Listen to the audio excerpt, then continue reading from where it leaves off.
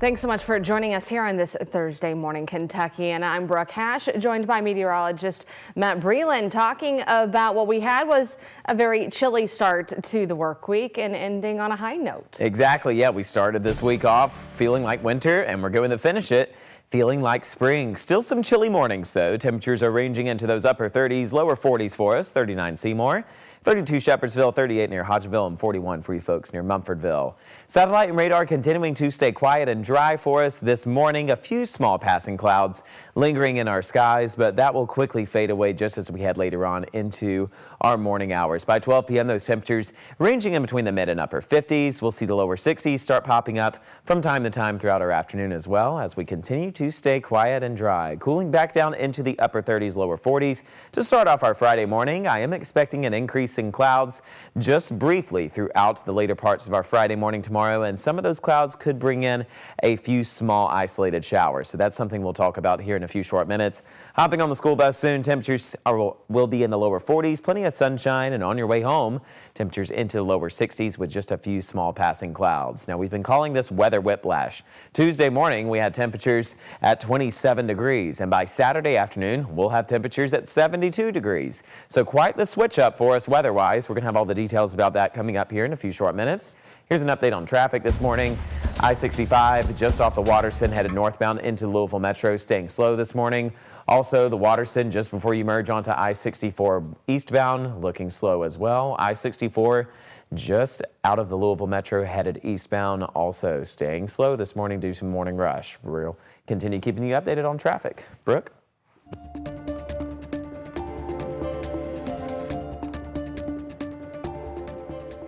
You are taking a live look at our nation's Capitol building this morning. The U.S. government is back open after a record 43-day shutdown. President Donald Trump signed a bill late last night to fund the government through January. The temporary funding measure passed 222 to 209 in the House. In addition to keeping the government running for a few more months, it funds key agencies for the rest of the 2026 fiscal year.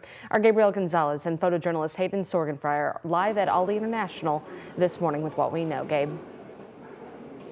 Hey, good morning, Brooke. Now, this new bill will fund SNAP benefits until September of next year. It also reverses the firings of all the federal employees during the government shutdown. It'll also guarantee that furloughed federal employees will get that back pay. Now, according to the Associated Press, a spokesperson for the U.S. Department of Agriculture says the U.S. Department says SNAP funds, could be available, quote, upon the government reopening within 24 hours for most states, end quote.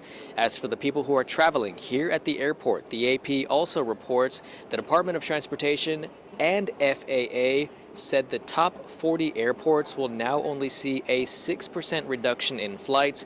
That is down from the expected 10%. Elected officials on both sides of the aisle say more work still needs to be done. Parents trying to raise kids, farmers been hit. I mean, this is not over by any means. Millions of American families went without food on their table.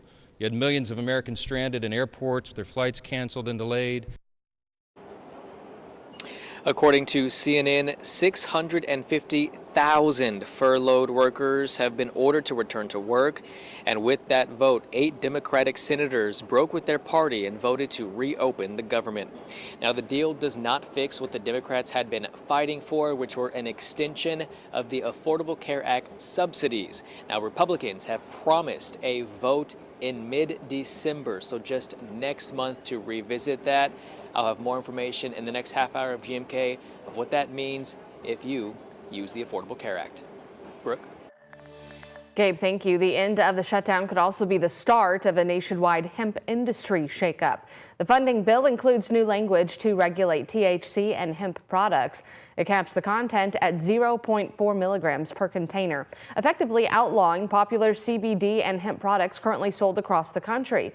Some in the Kentucky hemp industry now torn about what this could mean for their business. I feel like I'm in an alternate universe where we should be promoting a natural product. Instead, we're trying to walk back and go back to prohibition. There are some bad actors that have made intoxicating products that are dangerous, and we don't know what the health effects are, and they're sold in places that they shouldn't be to people that shouldn't be using them. The industry would have 1 year until the new regulations take effect.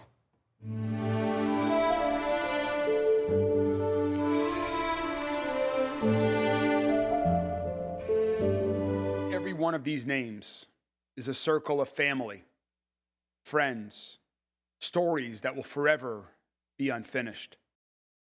We've learned the names of all 14 people who died in last week's tragic UPS plane crash. Their names are 62-year-old Captain Dana Diamond, 57-year-old Captain Richard Wartenberg, 45-year-old First Officer Lee Truitt. Then there's 3-year-old Kimberly Asa, 47-year-old Lou Fidon, 37-year-old Matthew Sweets, 35-year-old Megan Washburn, 52-year-old John Laux, 45-year-old Angela Anderson, and then 52-year-old Carlos Fernandez, 37-year-old Trinidad Trina Chavez, 65-year-old Tony Crane, 45-year-old John Spray, and 31-year-old Ella Petty Warden. For the last week, many around Louisville have been praying for the lives lost and for the victims and their families. At St. Gabriel Catholic Church yesterday, Father Jason Harris read their names during a service.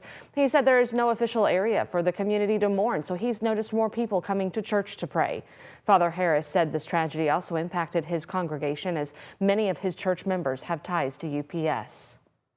You know, we have several people in our parish, part of the UPS family, first responder family, lots of first responders in our parish, and so it's a natural connection. If you or someone you know is impacted by that crash, you can call this number, 502-473-5271. You can get connected to resources, again, right there on your screen. The call center is live from 7 a.m. to 9 p.m. daily, except Sundays.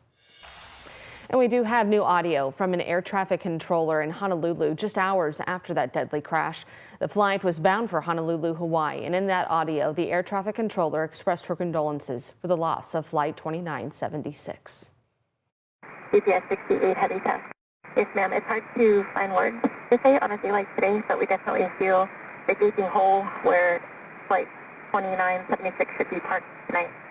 And so from all of us here at the Honolulu Control Facility, please convey our profound condolences to the entire UPS family, and Godspeed to those souls that were lost today. The air traffic controller was speaking to another UPS flight at the time of that call.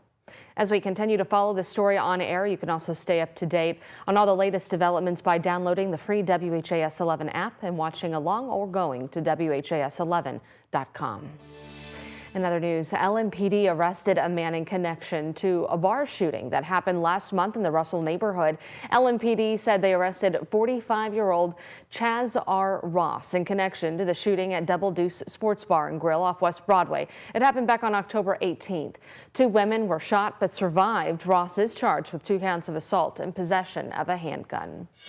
Happening today, one of the men charged in connection to last year's deadly Harvest Homecoming shooting is set to be sentenced. Shermichael Smith was one of 5 people police said were involved in that shooting that killed 18-year-old Bryce Gerlach during the festival in downtown New Albany last October.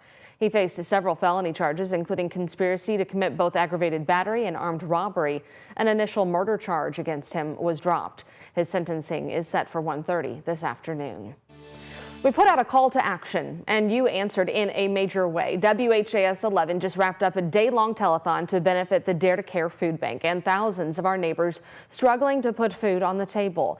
And thanks to your donations, that telethon raised $45,614.20, which translates to more than 91,000 meals for our local families.